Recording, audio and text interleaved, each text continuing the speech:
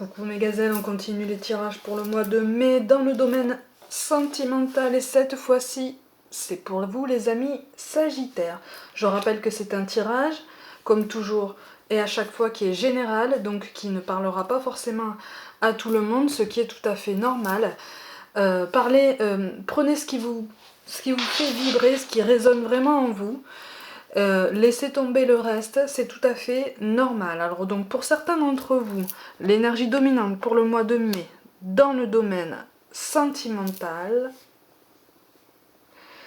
bon, on est un petit peu perdu, mais j'ai l'impression que on essaye de remettre un peu d'ordre dans sa vie. On essaye de mettre de l'ordre, on essaye de prendre des décisions, on essaye de se poser un petit peu en maître de la situation, en maître de ses sentiments. Il y a quelque chose qui est venu à vous là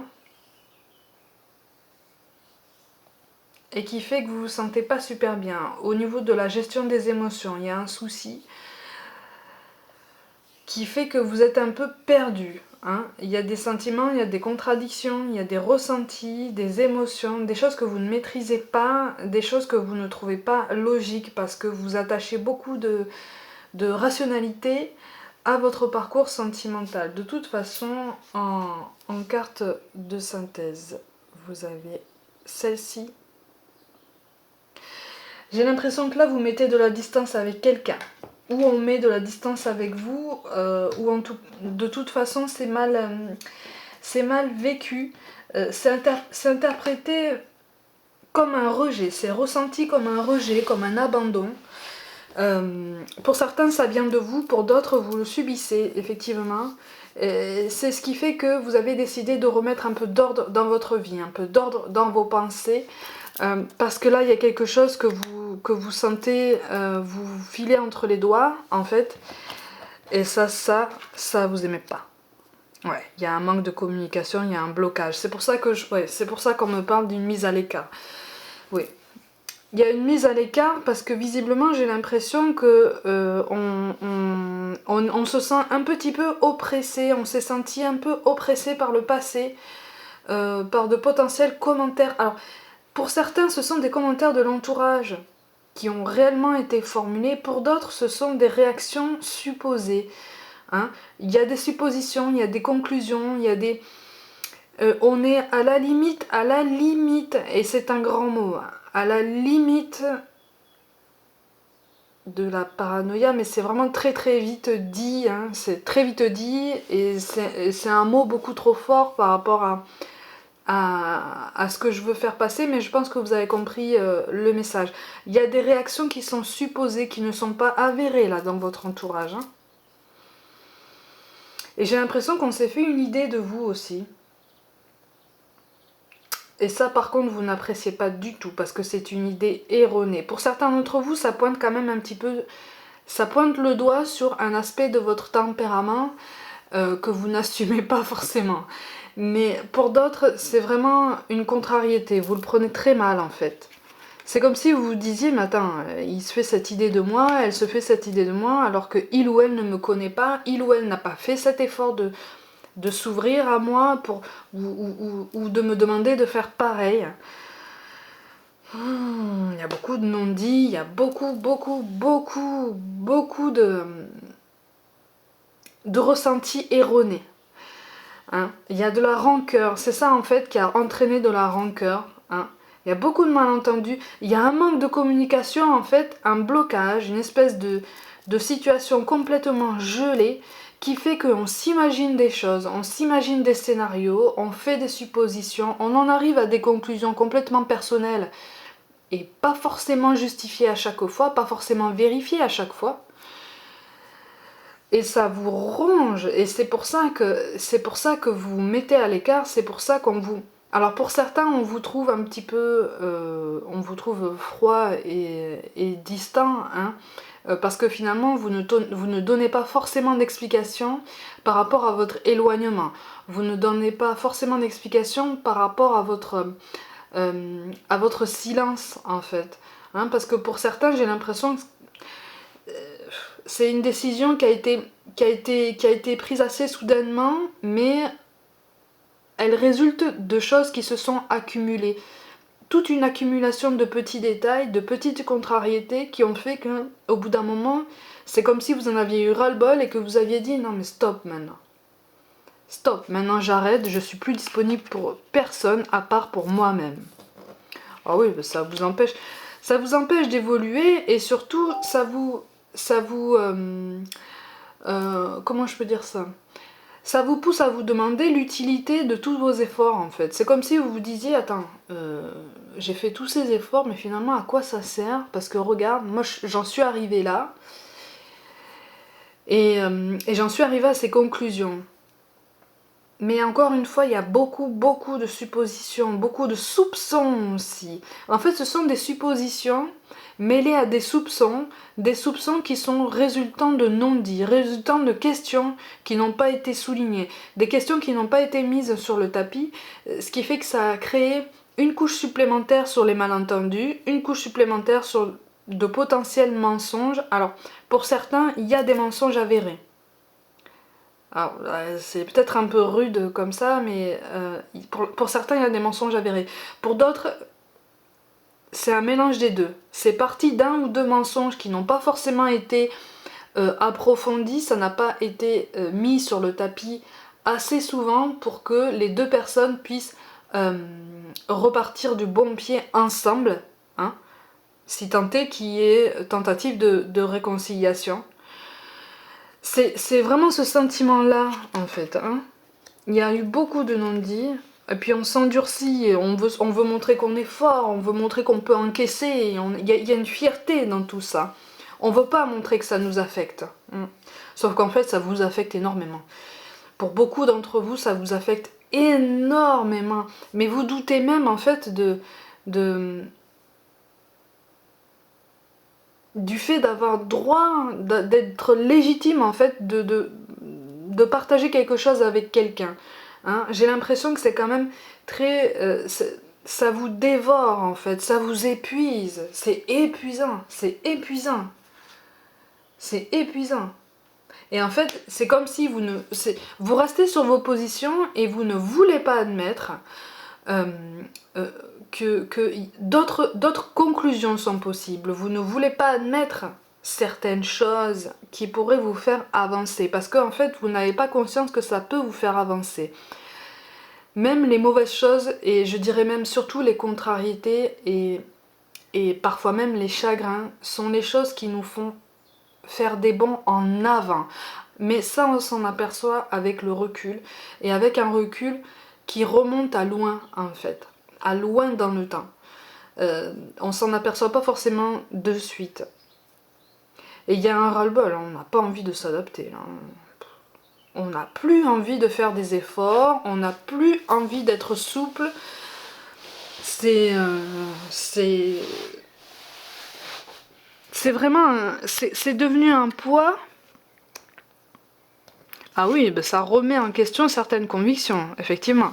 Alors ça remet en question des engagements. Hein. C'est comme si vous aviez constaté. Il y a eu un revirement de situation. Alors pour certains, c'est chez vous. C'est en vous, en fait.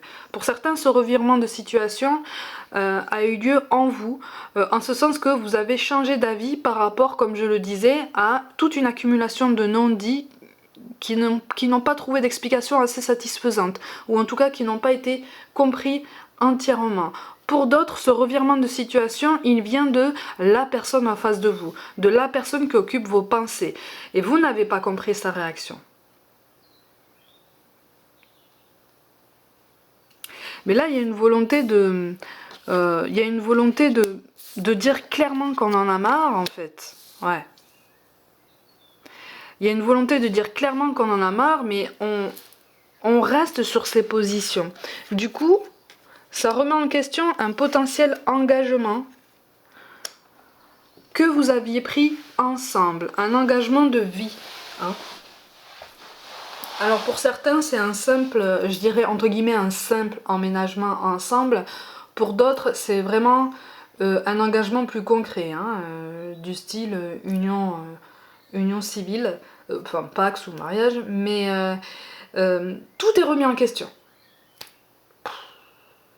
Tout est remis en question, mais j'ai l'impression que vraiment pour beaucoup, c'est comme si vous étiez en train de péter un plomb, tous les deux.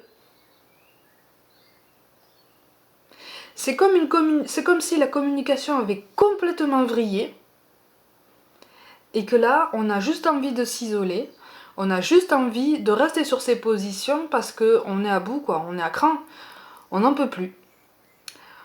On n'en peut plus. On est même étonné en fait de cette réaction parce que ça vous fait mal en fait. Ça vous fait très mal. Parce que remettre en question des engagements, remettre en question des sentiments, c'est toujours éprouvant et c'est pas quelque chose auquel vous vous attendiez. Oh là là. Et qu'est-ce qui tombe? La solitude.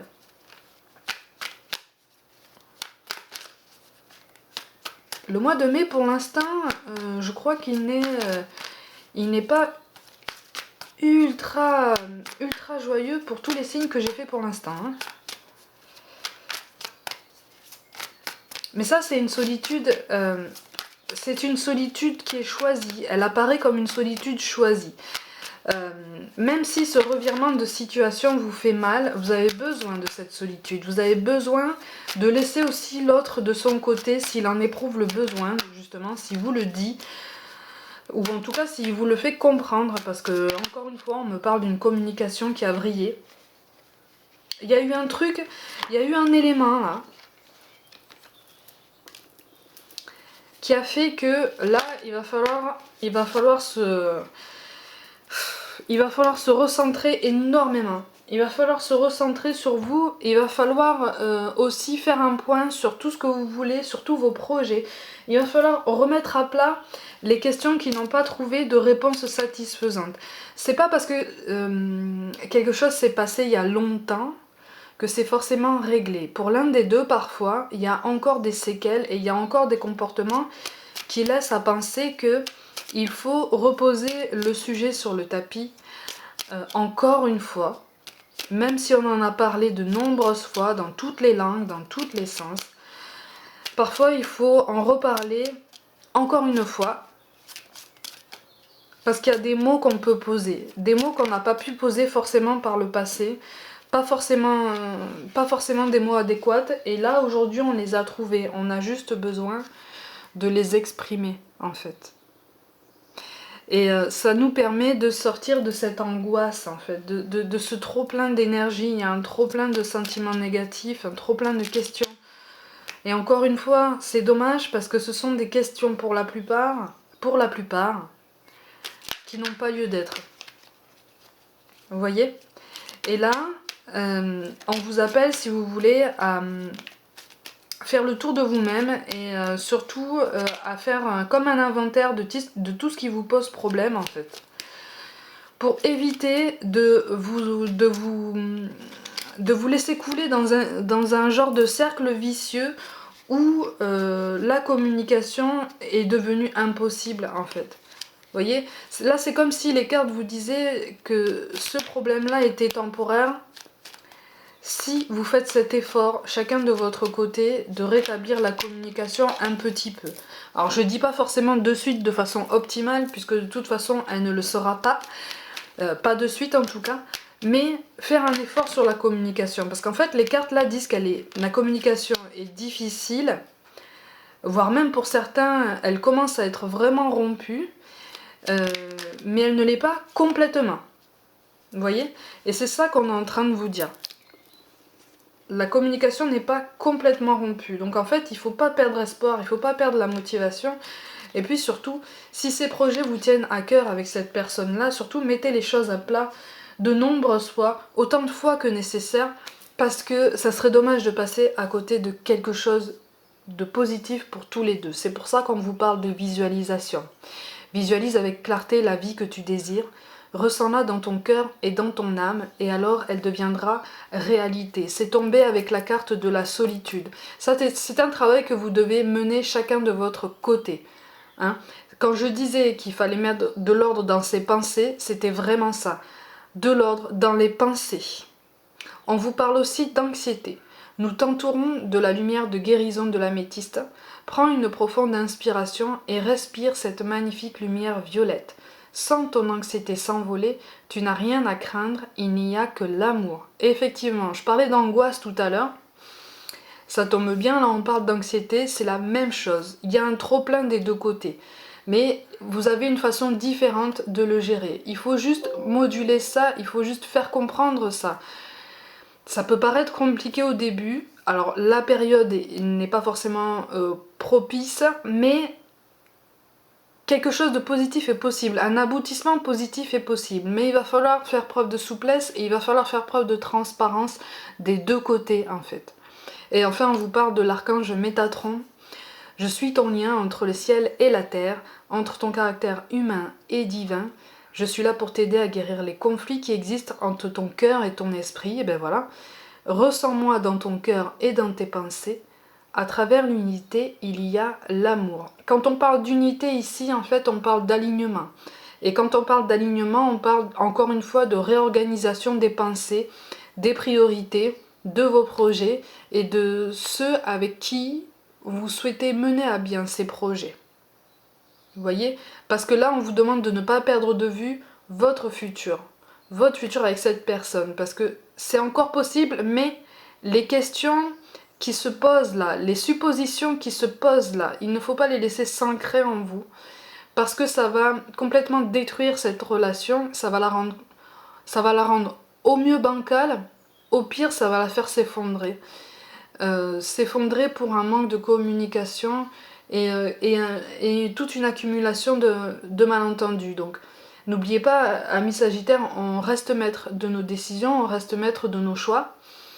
Mais là, c'est ce que les cartes vous disent. On vous encourage à rouvrir une communication, à rétablir une communication, à faire preuve de souplesse, d'écoute et à vous ouvrir parce que quelque chose de positif quand même existe encore pour vous. C'est juste que là, vous l'avez un petit peu perdu de vue parce que d'autres choses se sont accumulées autour. Amis Sagittaires, pour le mois de mai, prenez soin de vous, croyez en vous et je vous dis à très vite.